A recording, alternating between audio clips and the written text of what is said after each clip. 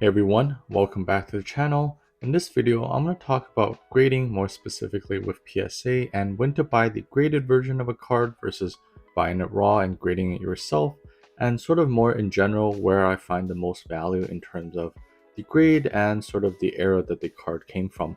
And of course, whether they're Japanese or English cards, so I'll try to cover as much as I can here. I know some people did request it in my previous video, so I'll try my best to address that. As some of you guys may know, I really only like to collect PSA 9s for sort of the middle era stuff.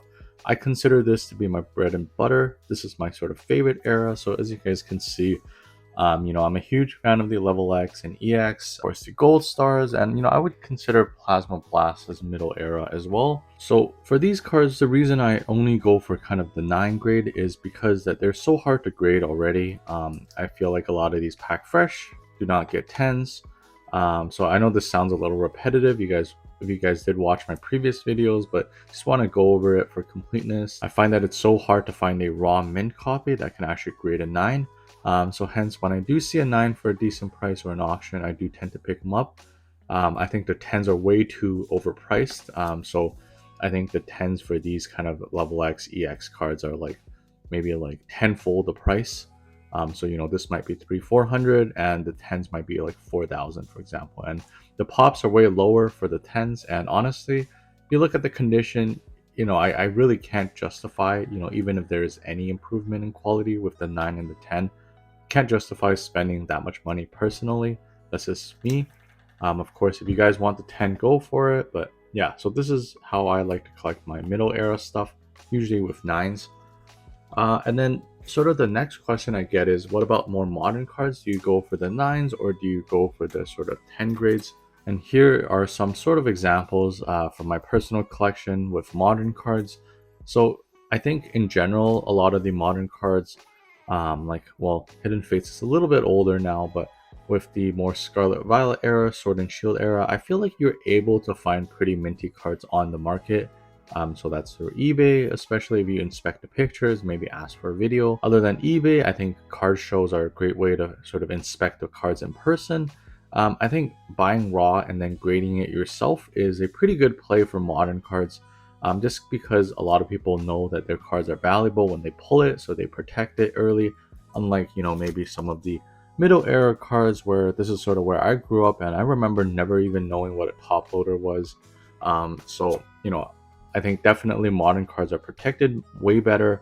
Adults are also now back in the hobby, so they'll handle their cards a lot better than how I did as a kid. So that's why I think there's a lot more definitely mintier copies of the modern cards. So I think it's easier to find a clean modern Pokemon card, grade it yourself, and the likelihood is it'll probably get a 10, if you do inspect it well. But the worst case scenario is probably a 9, just on average. However, so with most modern cards, I'll likely just buy the raw card and then grade it myself. So I've done this with, for example, the Hidden Fates promo, just cards that I was able to find pretty abundantly. They're not super rare to find in a mint copy, but again, for vintage Pokemon cards, middle era Pokemon cards, like, you look at something like Gold Stars, I find like it's almost impossible to find a really minty copy on eBay or something that can go for a decent price. So yeah, most modern cards I'll buy the raw, but the only caveat is if I see cards like, for example, these two I picked up in auction. These were 9s, so they were, I think, even slightly cheaper than the raw card price when I was picking these up. So I figured if the PSE 9 graded cards is actually cheaper than a sort of, mint or near mint copy, I'll just pick up the 9. I figured, a lot of these are actually full arts, a little bit older in their sort of years, so I do think it's a little bit more harder to pick up these raw in a mint condition compared to, something from Scarlet and Violet, for example. I would only kind of pick up 9s if I find that the price is quite a bit cheaper than the raw. However, I think it's getting a little bit harder to do these days. And then this one, yeah, I just pulled it in a pack, graded it myself, came back as a 9. So, you're never guaranteed. Like, there's some modern cards like this one, for example, where the 10 is just so much more expensive, and they say it's because it's harder to grade and there's print lines in this card, but honestly, I think it's quite arbitrary still, just because the whole grading process is so subjective. But yeah, I think if the 9s, if you look at the prices, if the 9s are significantly cheaper than the 10s, yeah, I'll probably go for the 9. So by significantly cheaper in my books, it's like, maybe like tenfold or at least fivefold cheaper. But then you can see some of the more modern alt arts. The 9 and the 10 price is maybe like twofold, threefold at most. So, but yeah, for most cases, I'll probably just end up grading the cards myself if it is a modern card or if it came out of a booster pack. So some people have asked me, what about Japanese cards? How do you sort of, decide whether to grade or buy raw, or what grade should you buy for Japanese Pokemon cards? And I think, honestly, even some of the middle era stuff during my trip back to Japan, a lot of the sort of Japanese cards are quite a bit more clean. Honestly, I think Japanese, like if you're buying it directly from Japan, I feel like Japanese people take care of their cards a lot better, just on average. No bias or anything. That's just how it feels to me. In Japanese, 10s aren't too much more expensive than a lot of the 9s. So, when I was buying some of these Japanese promo cards that I really liked, like these ones, Victory Medal, huge fan of these cards, somewhat limited release, great artwork. Like this is one of my favorite Pikachu artworks of all time, I think. Just look how cute this is. For example, these two cards I bought directly from Japan and got them shipped here, and then I graded them myself. So in terms of grading these cards, I had a pretty high gem mint rate. I think these are pretty easy to grade just because of the higher quality of the Japanese cards. I think the main thing for Japanese cards is the centering that could kind of throw it off, but honestly, the print quality. So I know these are promos, but even if you pull them out of booster packs, they're usually quite minty. I think a lot of the Japanese versions, it makes maybe for me more sense to get the 10s, especially if they're just modern Pokemon cards.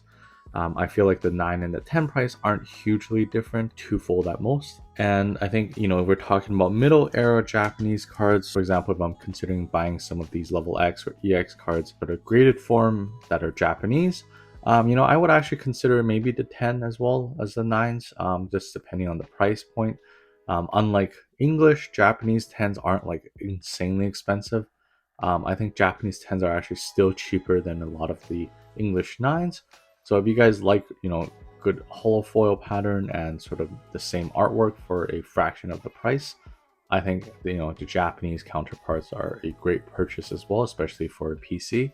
But yeah, so Japanese cards, especially modern cards, I typically just grade myself, or if the price is not too expensive, I'll just buy the graded 10 versions already. So definitely, I think my strongest, where I find the most value is still in the vintage 9s. I think those are still, at least my personal opinion, somewhat underappreciated. But yeah, I think the last sort of point of discussion is for very expensive, or for me, very expensive, more trophy-like cards. So these cards are kind of like just inherently rare by itself, not because of the grade, obviously, but more so because of how it was released. So especially this card was quite a bit more limited in terms of how it was released. The backstory here, if you guys don't know, is like there's less than 1,000 copies of this card, and it was really hard to obtain back in 1999.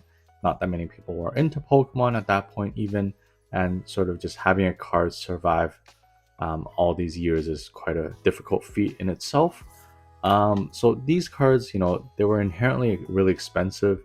So, for myself, this is where I really think that graded cards is a good way to sort of lower your risk of fakes. For these ones, I just really wanted a real copy. Didn't really care about the condition, as you guys clearly can see. I just wanted a copy that is legitimate, verified, at least somewhat backed up by PSA. Not sure how legitimate that is, but I just really cared that these cards were actually verified to be authentic. So that's why I just bought these cards in a graded format, irrespective of grade, just to have that peace of mind, since I'm spending so much money. So that's, for me personally, the only time where I go for a grade that's below a 9.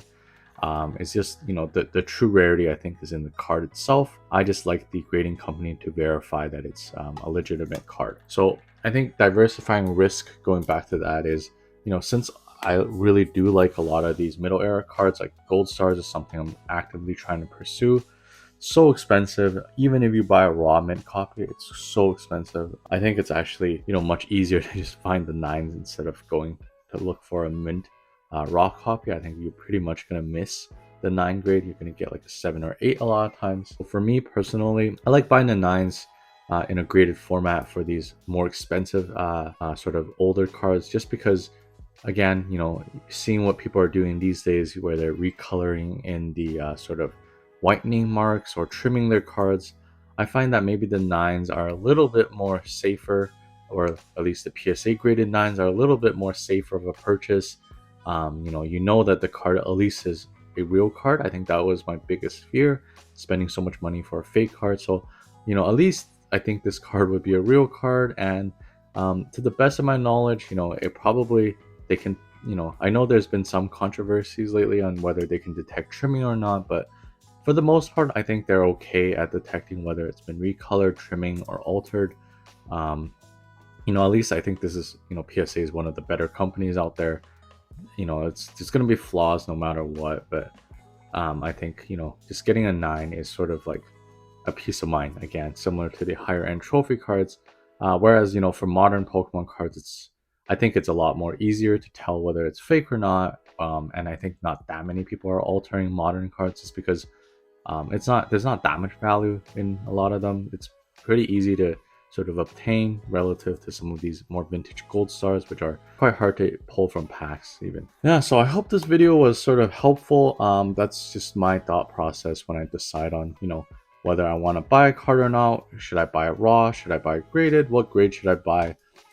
That's sort of, what I think in my head at least. So this is my first time actually kind of telling you guys or telling people, sort of my thought process. Feel free to disagree. Please leave it in the comments. I'd like to read it.